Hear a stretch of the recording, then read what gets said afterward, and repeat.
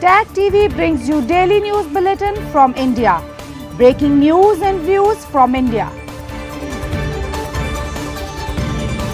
You're watching South Asia Newsline, and here are the top stories we are tracking for you on Monday, the 6th of January. Shankar meets NSA. Sullivan acknowledges his contribution in strengthening India-US ties. Amid Islamabad's calls to mend ties, Pak PM reignites Kashmir propaganda. And amid strained ties, Bangladesh cancels judges training program scheduled in India.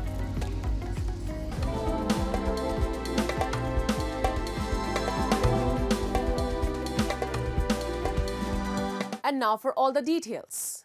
Indian Foreign Minister S. Shankar on Monday met U.S. National Security Advisor Sheikh Sullivan in New Delhi, with discussions on enhancing bilateral, regional and global cooperation.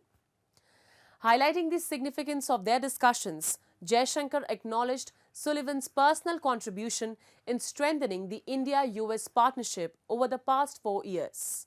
Sullivan is on his 2-day visit to India ahead of the inauguration of Donald Trump as the US President on January 20th. The visit marks one of the last foreign engagements under the administration of Joe Biden. NSA Sullivan is also expected to meet his Indian counterpart Ajit Doval, where they are said to have discussions on areas like defense, strategic technology, space and shared security priorities in the Indo-Pacific region. Today, the U.S. isn't just selling defense systems to India, we are making them here in India.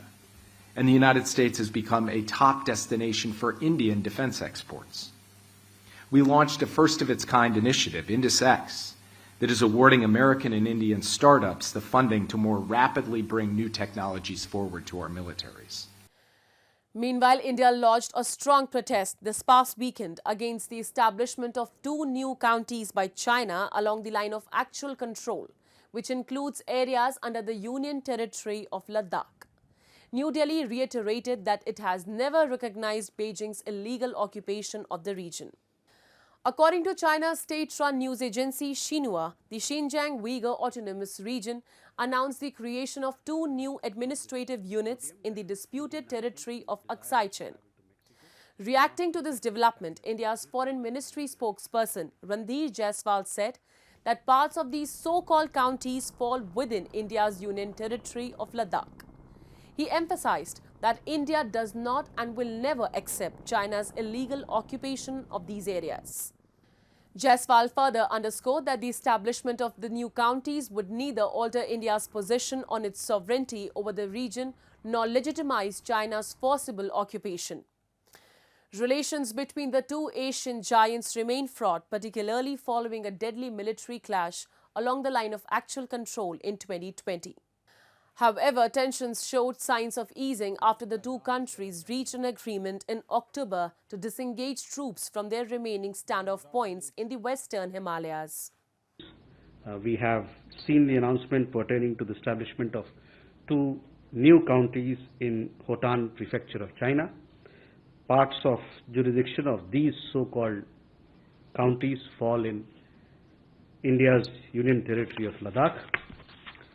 We have never accepted the illegal Chinese occupation of Indian territory in this area. Creation of new counties will neither have a bearing on India's long-standing and consistent position regarding our sovereignty over the area, nor lend legitimacy to China's illegal and forcible occupation of the same. We have lodged a solemn protest with the Chinese side through diplomatic channels on this matter. Moving on.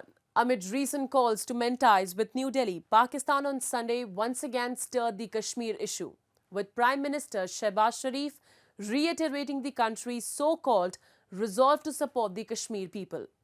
In a statement, Sharif claimed that Pakistan remains committed to extending full moral, political and diplomatic support to the Kashmiri people in their pursuit of self-determination. He also urged the United Nations to intervene in the matter. The statement comes just days after Pakistan's Deputy Prime Minister Sheikh publicly called for improved relations with India, exposing the stark contradictions in Islamabad's approach. The Indian Union territory of Jammu and Kashmir, parts of which are illegally occupied by Pakistan, has long been a point of contention between the two nuclear-armed neighbors. Since their independence, India and Pakistan have fought multiple wars and engaged in frequent clashes over the Himalayan region. Pakistan observes January 5th as Self-Determination Day, marking the United Nations resolution passed after the first war between the two nations in 1947-48. However, while demanding the implementation of this resolution, Pakistan conveniently ignores its own obligations under the same, including the withdrawal of its forces from the areas of Jammu and Kashmir it illegally occupies. India has consistently rejected Pakistan's interference in its internal matters, reiterating that Jammu and Kashmir is an integral part of India. Meanwhile, Rana Sanaullah, senior advisor to Pakistan's Prime Minister Shehbaz Sharif, on Sunday warned that Pakistan would launch another attack on Afghanistan if faced with threats or risks of attacks originating from Kabul's territory. In an interview, he stated that under international law, Pakistan has the right to act across borders to protect its sovereignty. He emphasized that Pakistan would act at an appropriate time whenever a threat arises. The Taliban claimed that Pakistan military's airstrike in December killed at least 50 people, including women and children. This was Pakistan's second airstrike in Afghanistan in 2024. Pakistani officials stated that the strike targeted military and media centers of the TTP and reportedly killed several of its commanders. Following the airstrikes, the relations between the two countries have gone sour. Moving on, amid growing calls for the extradition of Sheikh Hasina, a close aide of Chief Advisor Muhammad Yunus has stated that there will be no reconciliation with the deposed Prime Minister until she and her party members are tried for alleged murders and corruption. In a Facebook post on Sunday, Unicef's press secretary Shafiqul Alam said that 5 months ago, when Hasina fled to India following protests, it marked the end of her nearly 16-year-long brutal and corrupt leadership.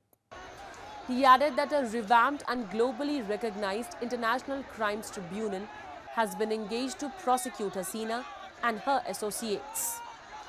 Alam further highlighted that scores of Awami League politicians have been arrested while hundreds remain on the run. Terming Hasina's trial a key priority of the Yunus government, Alam said that they will be relentless in their efforts to bring her back to Bangladesh to face justice and accountability for the alleged murders of approximately 1,500 students, workers and others during the July uprising. There won't be any slackening of our efforts, he asserted. Alam further stated that while Hasina and her clan have been consigned to the dustbin of history, it is now the responsibility of ordinary Awami League supporters to distance themselves from her tainted legacy. Meanwhile, amid strained ties, Bangladesh also on Sunday cancelled a planned training program for 50 judges and judicial officers in India. The Bangladesh's Law Ministry confirmed the decision, saying that only a previous notification permitting the program had been revoked. Reports suggest that the decision to revoke the program aligns with Bangladesh Supreme Court's directives.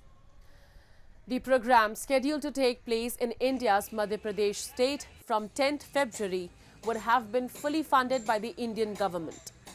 Relations between the two nations have been tense following political upheavals in Bangladesh. Former Prime Minister Sheikh Hasina, ousted by a student-led protest in August last year, fled to India after her Awami League's 16-year rule ended. Since the interim government led by Muhammad Yunus assumed power, there have been rising concerns about minority rights in Bangladesh, further complicating ties with India. With the Mahakumbh Mela just around the corner, preparations in Prayagraj are in full swing for the world's largest gathering of humanity. Take a look. As the Mahakumbh Mela, the world's largest gathering of humanity, approaches, Authorities in India's Prayagraj are leaving no stone unturned to ensure the event's smooth and secure conduct. This past week, police and paramilitary forces conducted security and rescue drills to assess preparedness. According to police authorities, robust security preparations include thousands of surveillance cameras, and personnel have been deployed at the venue to prevent any untoward incidents. In anticipation of the massive influx of pilgrims, organizers have constructed temporary pontoon bridges, mass kitchens, and hundreds of thousands of portable toilets. Thousands of large tents have also been set up to accommodate the pilgrims, creating a sprawling pop-up city along the river banks. सुरक्षा है, आप देखिए चाक चौकस व्यवस्थाएं हैं हमारे यहाँ पे। सारे हमारे मेला क्षेत्र जो है वो सीसीटीवी के द्वारा कवर्ड है और इसके साथ साथ हम ग्राउंड पे भी आप हमारे फुट सोल्जर रहेंगे और सादे में भी रहेंगे और हम पूरी तरीके से इक्विप भी रहेंगे ताकि किसी तरह की कोई घटना कारित नहीं होने पाए।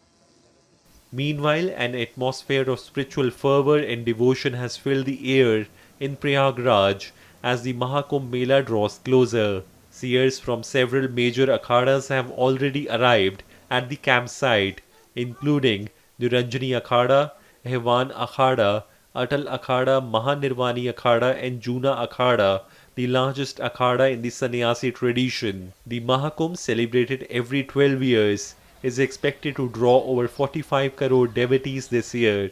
During the event, devotees will gather at the Sangam, the confluence of the Ganga, Yamuna, and Saraswati rivers, to take a holy dip, a ritual believed to absolve sins and grant moksha or liberation. That's all in tonight's edition. We will see you same time tomorrow. Good night.